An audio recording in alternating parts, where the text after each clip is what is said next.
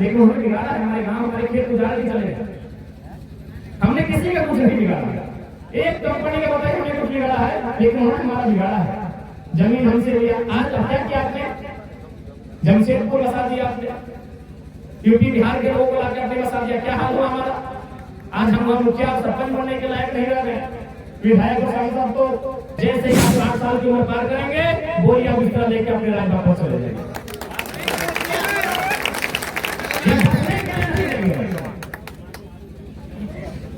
इसीलिए जमीन को बचाने की आवश्यकता है। इसलिए इस बार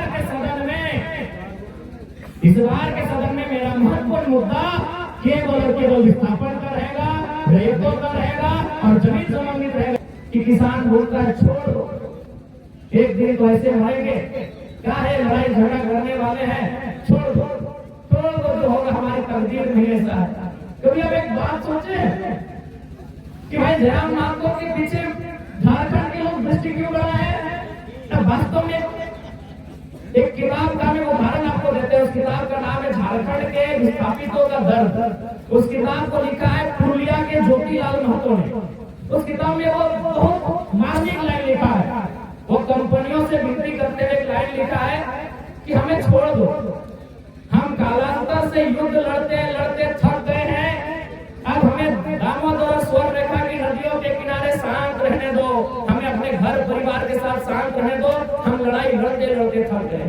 सच्चाई है झारखंड की है, ये लड़ाई लड़ते थक गए हैं, ये पुलिस का लाठी डंडा खाते खाते हार गए हैं। इसीलिए जयराम महतो के अंदर हर झारखंडी को अपना दर्द दिखता है, इसीलिए उसकी सपोर्ट की जा रही है।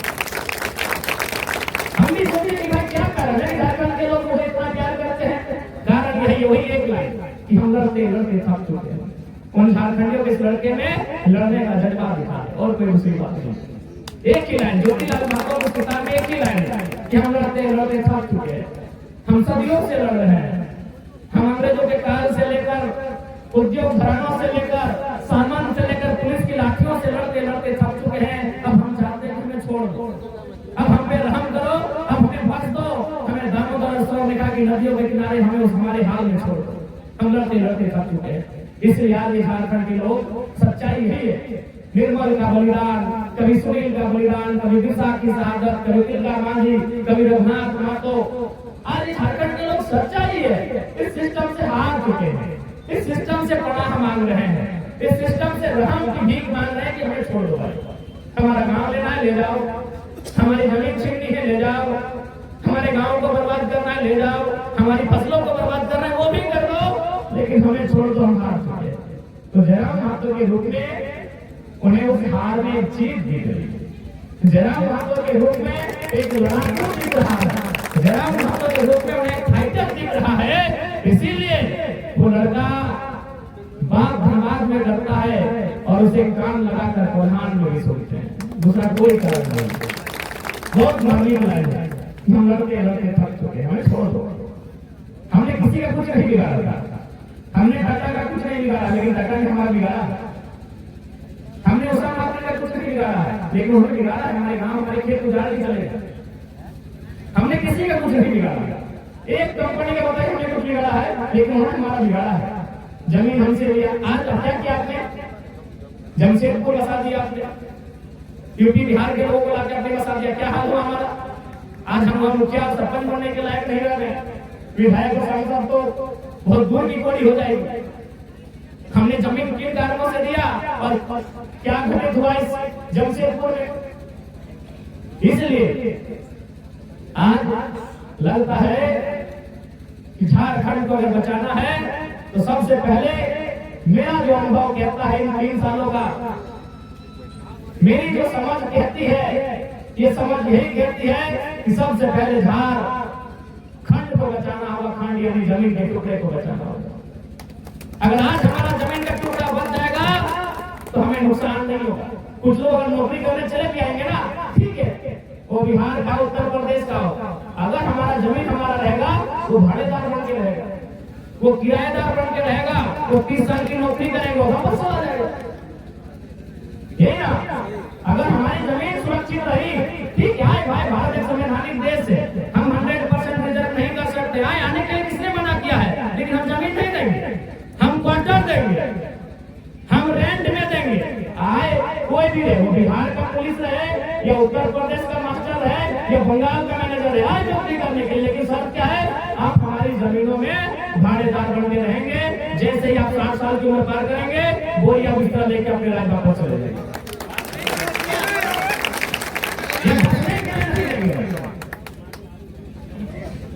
इसीलिए जमीन को बचाने की आवश्यकता है। इसलिए इस बार के सदन में मेरा महत्वपूर्ण मुद्दा केवल और केवल विस्थापन का रहेगा, रेतों का रहेगा और जमीन संबंधित रहेगा। ये बहुत बड़ा विषय है। अगर जमीन ही नहीं रहेगा तो देख लीजिए जमशेदपुर की कहानी, ये बड़ी बड़ी इमारतें, ये बड़ी बड़ी दुकानें, और आपका जूता सिलाई का दुकान नहीं है, तो हमें बता दीजिए। गमरिया में, आदित्यपुर में, विष्णुपुर में, सोनारी में, साक्षी में, मानगांव में, गोलमुड़ी में, तो ही बताइएगा कि जूता सिलाई का बढ़िया दुकान है? बताइए बाबा, कपड़े का दुकान है? बताइए क्या है? आप केवल कस्टमर बन के रह गए, ऑनर कोई और बन गया। इसलिए कुछ भी देंगे, जमीन रेंट में देना है, जमीन लीज में देना है, हमेशा के लिए ना मिले। ये कानूनी व्यवस्थाओं को मजबूत करने की आवश्यकता है, और नहीं तो जमीन गया यानी लोग गए यानी भाषा, संस्कृति, शैली, परंपरा सब खत्म हो गई, सब खत्म हो गई। इसलिए आज झारखंड के लोगों को फिर से आवश्यकता है अपनी आवाज को बुलंद करने की। आज झारखंड को फिर से एक आवश्यकता है इस झारखंड को बचाने की। नहीं तो वो दिन दूर नहीं है जब आज झारखंड के लोग गांवों में सीमित हो जाएंगे और अन्य राज्यों से आए हुए प्रभावशाली लोग इस राज्य को चलाएंगे और चला रहे हैं। डायरेक्ट रूप से संपत्ति को चला रहे हैं और इनडायरेक्ट रूप से सत्ता को चला रहे हैं। वो संपत्ति डायरेक्ट चला रहे, एकदम खुल के कह रहे हमें डर नहीं है। ये झारखंड के लोग संपत्ति को डायरेक्ट चला रहे हैं। मॉल किसका? ये झारखंडी का। सारी बड़ी बड़ी दुकानें किसकी? ये झारखंडी की है। इकोनॉमी के सेक्टर को कब्जा कर चुके हैं। असेंबली को इनडायरेक्ट रूप से कब्जा किया। असेंबली में है चंपई सोरेन झारखंड के हैं, जो भी नेता है सब झारखंड के हैं, लेकिन उनके पीछे उनके जितने भी पीएस है पता कर लीजिए 90% झारखंड है। सत्ता को इनडायरेक्ट चला रहे हैं, संपत्ति को डायरेक्ट चला रहे हैं। गए झारखंड के लोग झारखंड में सत्ता को इनडायरेक्ट चला रहे हैं और संपत्ति को इनडायरेक्ट चला रहे हैं। सत्ता और संपत्ति का ही तो खेल है। जिसके पास सत्ता है उसी की संपत्ति है और जिसके पास संपत्ति है उसी की सत्ता। और उसी बीच में झारखंड आज भी पीस रहे हैं। आज भी झारखंड के लोग पीस रहे हैं।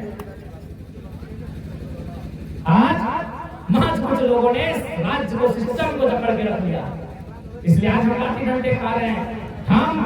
हम केवल अगर शांत नहीं है तो उन जंगलों में जहाँ खेती बाड़ी होती है वहीं, बाकी जहाँ जहाँ शहरीकरण हुआ, जहाँ जहाँ उद्योग की स्थापना हुई, जहाँ जहाँ खनन का क्षेत्र दिखा, हम हर जगह पीछे नहीं गए बल्कि हमारा दमन और दोहन कर दिया।